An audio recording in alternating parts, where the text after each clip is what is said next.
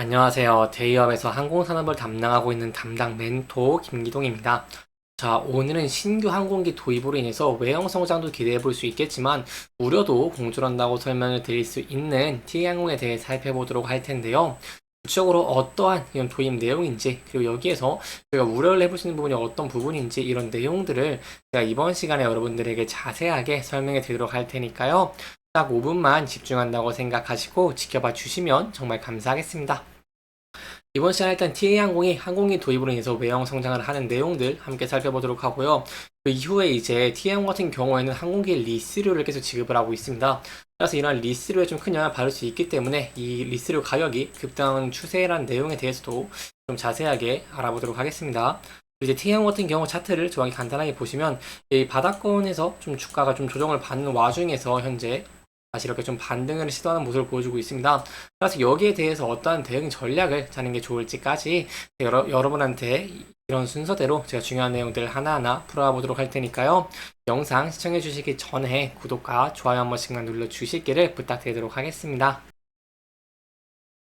K형 같은 경우에는 올해 항공업황의 완전 정상화가 예고된 만큼 공격적인 기단을 확대를 하고요. 공격적으로 기단 확대를 하고 신규 노선 취향으로 고공성장을 좀 이어나가게 는 전략을 가지고 있습니다. K항공은 올해 총 6대 항공기를 들어올 예정이고요. 세부적으로는 보잉 737-800을 한 대, 그리고 이제 이 보잉 737-8 세대와 더불어서 에어버스 330, 300 이 무대를 들어올 예정입니다. 또 반납 기재는 없기 때문에 T항공이 이제 올해 이렇게 도입을 하게 된다고 한다면 올 연말에는 36대로 항공기가 늘어날 전망이다 라고 볼 수 있겠습니다. 여기서 저희가 조금 주목해봐야 될 부분이 있는데요. 어떤 부분이냐면 바로 T항공이 자체 자급으로 리스 비용을 충당한다는 점입니다. 이런 부분은 좀 아쉬운 게, 왜냐면은 저희가 업계 1위인 제주항공과 좀 간단하게 비교를 해보면 제주항공 같은 경우에는 원가 경쟁력을 강화를 하기 위해서 리스기 대신 구매기 비중을 늘리고 있습니다. 그래서 이러한 면과 좀 대조가 된다라고 볼 수 있겠는데요. 구체적으로 T항공 같은 경우에는 항공기 전체 가격을 할부로 나눠서 내는 금융 리스가 아닌 매달 리스비만 이렇게 지불하는 운용 리스로 이 기단 전체를 보유하고 있습니다. T항공이 이렇게 운용 리스를 선택한 것은 좀 어쩔 수 없다라고 할 수 있겠는데, 왜냐하면 재무구조 관리 그리고 초기 비용 부담을 좀 완화를 하기 위해서 이러한 전략을 짠 것으로 보이고 있습니다. 사실 운용 리스 같은 경우에는 2018년까지만 하더라도 부채가 아닌 비용으로 처리가 됐던 만큼 재무 건전성에 미치는 영향 자체가 크지 않았습니다. 하지만 여기 내용을 보시면 이게 2019년 기사인데요. 이 2019년부터 새로운 국제 회계 기준이 좀 도입이 됐고, 그렇기 때문에 이렇게 이용 기업들의 부채 비율이 전반적으로 상승을 했는데요. 이 운용 리스와 금융 리스 모두 부채로 계상이 되면서 이러한 좀 장점이 사라졌다라고 볼 수 있겠습니다. 실제로 T항공 같은 경우를 본다고 하시면 부채 비율 같은 경우 2018년에는 91.3%에서 여기서 이제 2019년 331.2%로 폭등을 좀 한 모습을 보여줬습니다. 그렇기 때문에 국제회계 기준이 바뀌에 따라서 현재 T항공이 좀 높은 부채 비율을 보유하고 있다라고 볼 수 있겠고, T항공에 이렇게 리스라는 이유가 또 있습니다. 바로 막강한 자본력이 좀 뒷받침되지 않았던 이유도 볼 수 있다라고 설명을 드릴 수 있겠는데요. 사실 이런 금융 리스 같은 경우에는 항공기 값을 일부 선 결제를 한 뒤에 남은 금액을 장기간 내는 방식으로 추후에 항공기에 소유권을 가집니다. 반면에 이 운용 리스 같은 경우에는 예치금을 내야 되기는 하지만 비교적으로 단기 계약일 뿐이고, 그리고 이제 리스 기간이 만료가 된다면 이러한 예치금을 좀 돌려받을 수 있다는 장점이 있습니다. 다만 매달 책정된 리스료 같은 경우에는 당연히 금융 리스보다 가격이 비쌀 뿐더러 계약이 종료된다고 한다면 이 기재를 반납을 하게 된다라고 설명을 드릴 수 있겠습니다. 이렇게 각각의 장단점이 있다라고 설명을 드릴 수 있겠는데, 최근에 이러한 리스가 올라가면서 T항공이 좀 부담을 느끼고 있다라고 볼 수 있겠습니다.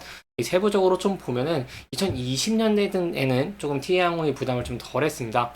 왜냐하면 전 세계 항공기의 이용률이 급감을 하면서 리스료가 뚝 떨어졌고요.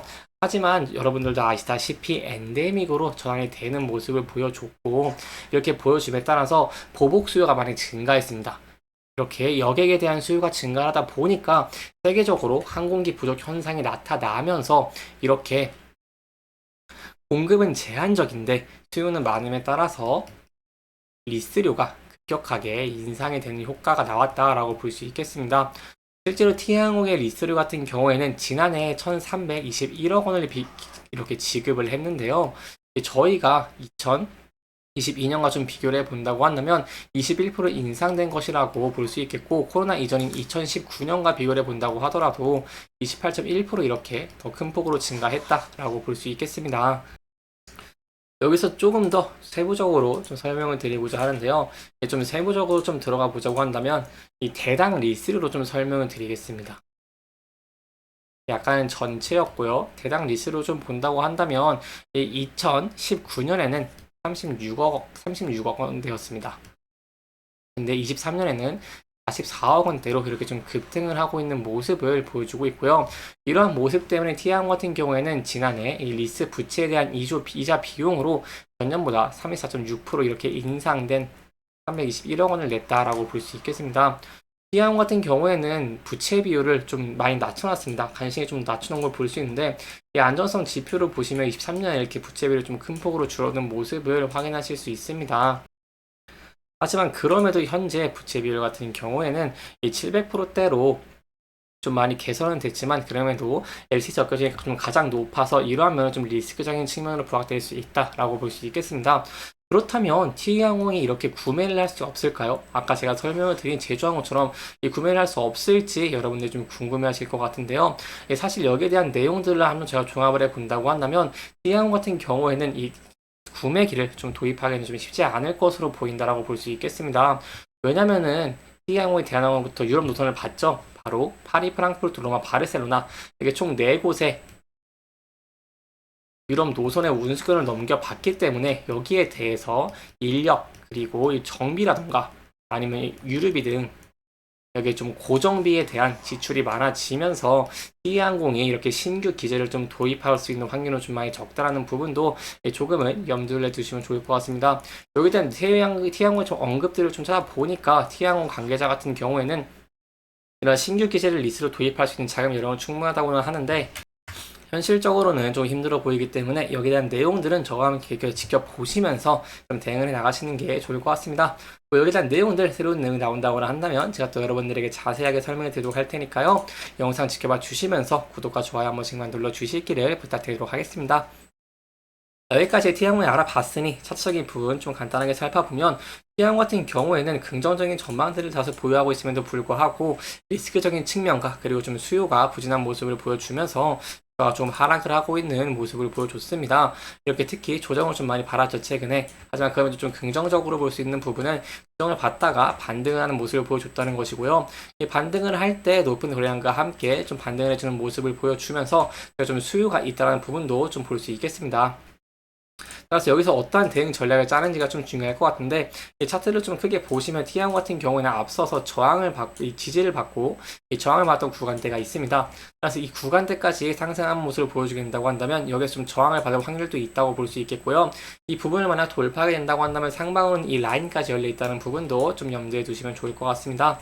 하지만 이 리스크적인 측면, 유가, 환율, 금리 등이 좀 부각이 되면서 주가가 하락하게 된다고 한다면 저희가 이렇게 이 라인대, 앞서서 지지와 저항을 받은 라인대에서 지지받을 수 있을지 여부를 함께 지켜보시고요. 이 부분은 이탈하게 된다고 한다면 하방으로는 이렇게 저점 부분까지 좀 열려 있다는 부분도 조금은 염두에 두시면 좋을 것 같습니다. 이렇게 이번 영상은 티웨이항공이 도입하는 항공기, 그리고 이런 항공기의 현재 현황과 이게 어떠한 부담과 어떠한 긍정의 전망이 있을지 이런 내용들을 조금 짚어보면서 진행을 했고요. 해당 영상은 개인적인 의견이 많이 들어갔기 때문에 투자자분들의 주관적인 생각과 해당 내용을 토대로 현명한 선택을 하시면 좋을 것 같습니다. 영상 잘 보셨다면 좋아요와 구독 부탁드리면서 오늘 영상 마무리하도록 하겠습니다. 끝까지 시청해주셔서 감사합니다.